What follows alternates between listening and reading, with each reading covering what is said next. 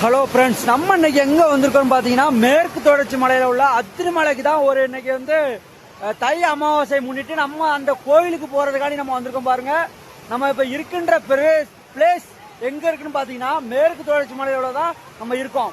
அப்ப கரெக்டா மேற்கு தொடர்ச்சி மலையில நடுவுல தான் நிக்கங்க. பாருங்க, தண்ணி ஓடுது பாருங்க மேல. இந்த தண்ணி தான் கீழே கடன நதிக்கு போகுது. வாங்க பயணத்தை தொடங்கலாம். நம்ம போயிட்டு இருக்க இடம் தான் பாருங்க மேற்கு தொடர்ச்சி மலையில உள்ள அத்திரி மலை.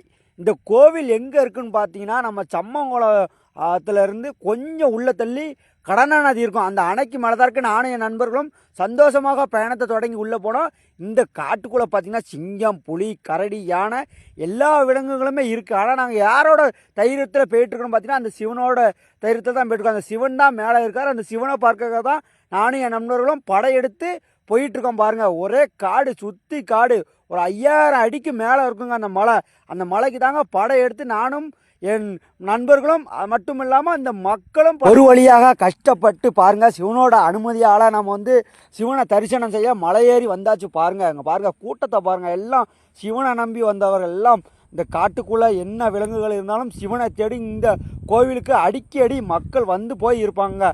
ஆடி அமாவாசைக்கெல்லாம் பாருங்கள் அதிக கூட்டம் இருக்கும். இதுதான் கங்கா தேவி. காடு நல்ல செழிப்பாக இருக்க காரணம் யாருன்னு பார்த்தீங்கன்னாவே இந்த கங்கா தேவி தாங்க. இந்த காரணம், இந்த காடு இவ்வளவு செழிப்பாக இருக்கிறதுக்கு. அது மட்டும் இல்லை, நம்ம வந்து அத்திரிமலை பயணத்தை முடிச்சுட்டு விட்டு நீங்கள் கீழே வந்தீங்கன்னா அனைவருக்குமே அன்னதானம் உண்டுங்க. ஆடி அமாவாசைக்கு சிறப்பாகவே அது ஒரு டீம் ரெடி பண்ணி அன்னதானம் உண்டுங்க. இந்த கோயிலுக்கு